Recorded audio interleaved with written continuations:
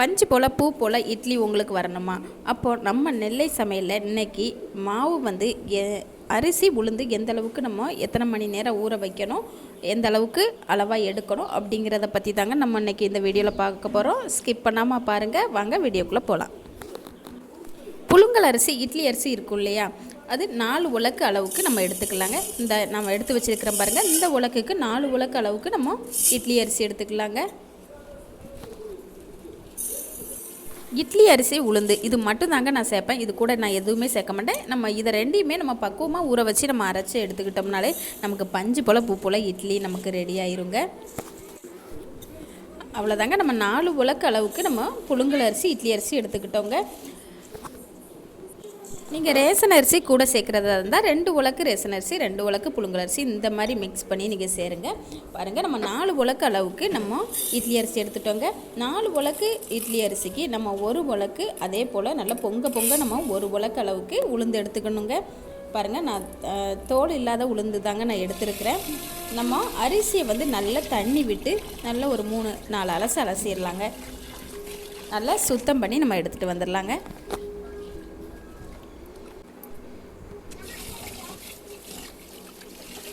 பாருங்கள், நமக்கு அரிசி வந்து ஊறுறப்போ நமக்கு அதிகமாக நமக்கு வரும். அதனால் கொஞ்சம் தண்ணி அதிகமாகவே நம்ம வச்சுக்கணுங்க.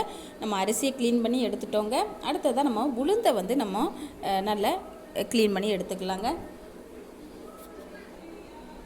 அதில் அழுக்கெல்லாம் இருக்கும். நம்ம நல்லா தண்ணி விட்டு நல்லா அலசி நம்ம எடுத்துக்கலாங்க. ஒரு 3-4 வாட்டிக்கு நம்ம அலசினோம்னா நமக்கு நல்லா க்ளீன் ஆயிருங்க. பாருங்கள், நம்ம அரிசி உளுந்து ரெண்டையுமே நல்லா க்ளீன் பண்ணி நல்லா தண்ணி விட்டு எடுத்து வச்சுட்டோங்க. அரிசி நமக்கு ஒரு 2 மணி நேரம் ஊறினா போதுங்க. நமக்கு உளுந்து வந்து ஒரு 3/4 மணி நேரம் நமக்கு ஊறி வந்தால் போதுங்க. உளுந்து நல்ல ஒரு 3/4 மணி நேரம் நமக்கு நல்லா ஊறி ரெடி ஆயிடுச்சுங்க. நம்ம கிரைண்டர் கல்லையுமே நான் கழுவி எடுத்து வச்சுருக்கிறேன். நம்ம உளுந்து அரைச்சி நம்ம வலித்து எடுத்துட்டு அப்புறம் அரிசியை வந்து சேர்க்குறதுக்கு நமக்கு டைம் சரியாக வருங்க. தண்ணி எதுவுமே சேர்க்காமல் நம்ம உளுந்தை மட்டும் தண்ணியிலேருந்து இருத்துட்டு நம்ம அந்த கல்லை சேர்த்துக்கலாங்க. இந்த மாதிரி கொஞ்சம் கொஞ்சமாக நம்ம சேர்த்துக்கலாம். உளுந்துக்கு நம்ம வந்து தண்ணி வந்து நமக்கு நம்ம டம்ளர்ட்டு நம்ம கோதியெல்லாம் நம்ம ஊற்றிடக்கூடாதுங்க. கையால் தெளித்து தாங்க அரைக்கணும். அப்போ தான் நமக்கு அந்த மாவு வந்து பொங்கி வருங்க. இந்த பக்குவம் நமக்கு ரொம்ப முக்கியங்க. தண்ணி அதிகமாக நம்ம சேர்த்துட்டோம் அப்படின்னா நமக்கு மாவு வந்து பொங்கி வராதுங்க. நமக்கு இட்லியுமே பஞ்சு போல் நமக்கு வராதுங்க.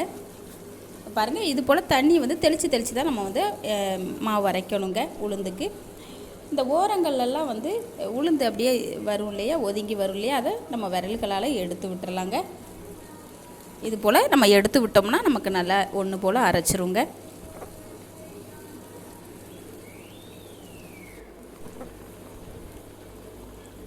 இந்த மாதிரி கொஞ்சமாக கையில் தண்ணி அப்படி தெளித்து நம்ம அரைச்சிக்கிட்டோம்னா நமக்கு வந்து நல்ல மாவு பொங்கி வருங்க.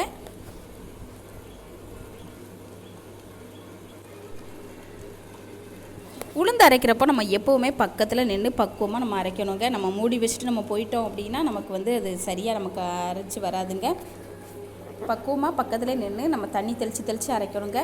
பாருங்கள், மாவு நமக்கு கொஞ்சம் பொங்கி வர ஆரம்பிச்சிட்டு இன்னமும் மாவு நமக்கு நல்லா பொங்கி வரணுங்க. இந்த ஓரங்களில் நம்ம எடுத்து இந்த போல் விட்டுறலாங்க.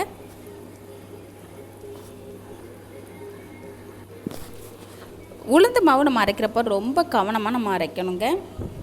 பக்குவமாக நம்ம அரைச்சா தான் நமக்கு இட்லி வந்து நல்ல பஞ்சு போல் நமக்கு வருங்க. அடுத்ததாகவும் மூடியை ஓப்பன் பண்ணிவிட்டு நம்ம தண்ணி கொஞ்சமாக தெளிச்சிக்கலாங்க.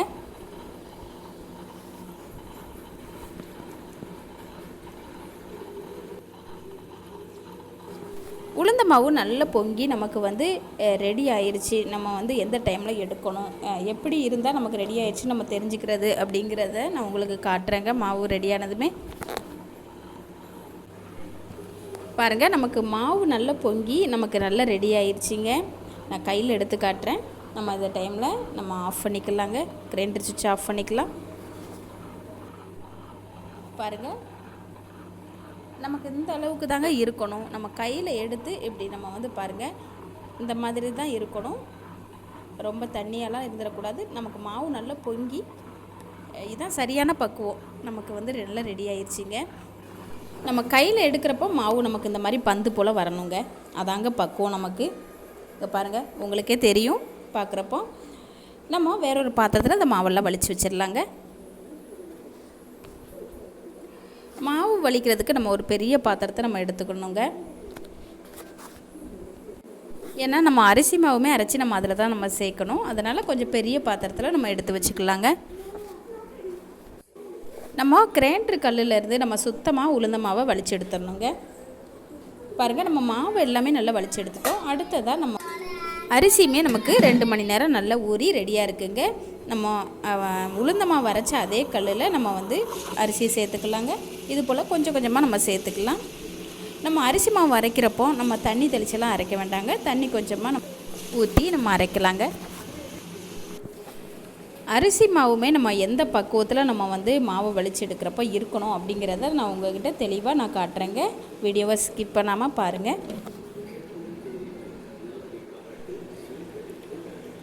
இந்த ஓரங்கள்லாம் இருக்கிற அரிசியை நம்ம எடுத்து விட்டுடலாங்க. கைகளால் இது போல் எடுத்து விட்டுடலாம்.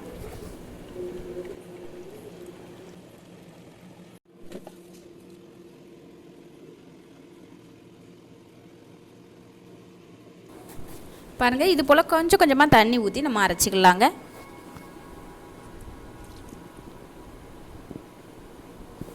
மாவு நமக்கு பாருங்கள், நமக்கு அரிசி மாவுமே நல்லா அரைச்சி ரெடி ஆயிடுச்சிங்க. நமக்கு அரிசி மாவோட பக்குவம் வந்து பாருங்கள், ரொம்ப நைஸாக நம்ம அரைச்சிடக்கூடாது. இந்த அளவுக்கு கொஞ்சம் குறகுறப்பாக இருக்கணுங்க. கையில் எடுத்து காட்டுறேன் பாருங்கள், இந்த அளவுக்கு இருக்கணும். ரொம்ப நைஸாக நம்ம அரைச்சிடக்கூடாதுங்க. இதாங்க பக்குவம். நம்ம ஏற்கனவே உளுந்த மாவு நம்ம எடுத்து வச்சுருந்தோம் இல்லையா, அதுலேயே இந்த அரிசி மாவையும் நம்ம வலித்து எடுத்துக்கலாங்க.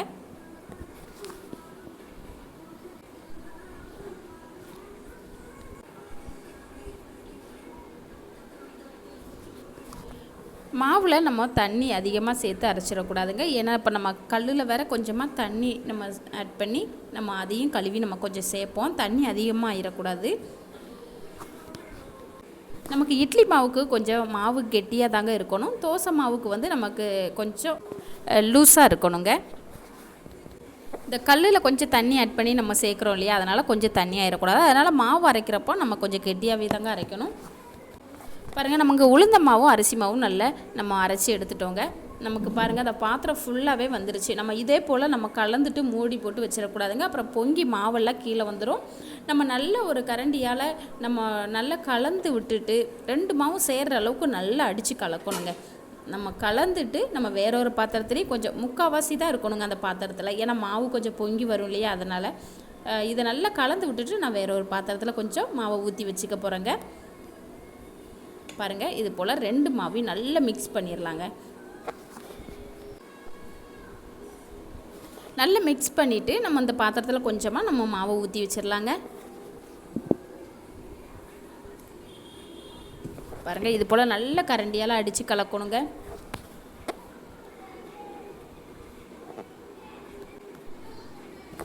மாவை நல்லா கலந்து நான் அந்த வேற ஒரு பாத்திரத்துலேயே கொஞ்சமாக நான் ஊற்றி வச்சுட்டேங்க. பாருங்கள், இந்த அளவுக்கு முக்கால் வாசி தாங்க மாவு நம்ம வந்து ஊற்றி வைக்கணும். ஏன்னா மாவு பொங்குறப்போ நமக்கு அதிகமாக வருங்க. பாருங்கள், 2 பாத்திரத்தை நம்ம வந்து எடுத்து வச்சுட்டேன் மாவை. இனி மூடி போட்டு ஒரு 8 ஹவர் நம்ம நல்லா மாவை புளிக்க வைக்கணுங்க. மூடி போட்டு எடுத்து வச்சிடலாங்க. பாருங்கள், நமக்கு 8 மணி நேரம் ஆகி நல்ல மாவு வந்து நல்லா பொங்கி வந்திருக்கு. பாருங்கள், எந்த அளவுக்கு பொங்கி நல்லா ரெடியாகி வந்திருக்கு பாருங்கள். நான் உங்களுக்கு கரண்டியால் எடுத்து காட்டுறேன். பாருங்கள், இந்த மாவுமே நல்லா பொங்கி வந்துருச்சு. பாருங்கள், இந்த மாதிரி தாங்க இருக்கும். நமக்கு நல்ல மாவு பொங்கி வந்துருச்சு. நல்ல கரண்டியால் நல்லா கலந்து விட்டுறலாங்க. நல்லா கலந்து விட்டுறணுங்க. பாருங்கள், மாவை நல்லா நம்ம அடித்து நல்லா கலந்து விட்டுட்டோங்க. அடுத்ததாக நான் வந்து இட்லி வேக வைக்கிறதுக்கு நான் இட்லி பாத்திரத்தை தண்ணி சேர்த்து நான் ஸ்டவ் ஆன் பண்ணி எடுத்து வச்சிட்டேங்க. மாவுமே நமக்கு நான் மாவில் கொஞ்சம் உப்பு சேர்த்து நல்லா கலந்து விட்டேங்க. நான் வீடியோவில் காட்டுறதுக்கு மறந்துட்டேன். நமக்கு இட்லி ஊற்றுறதுக்கு மாவுமே ரெடியாக இருக்குங்க. நம்ம இட்லி தட்டில் நம்ம மாவை கொஞ்சம் கொஞ்சமாக எடுத்து நம்ம ஊற்றிக்கலாங்க.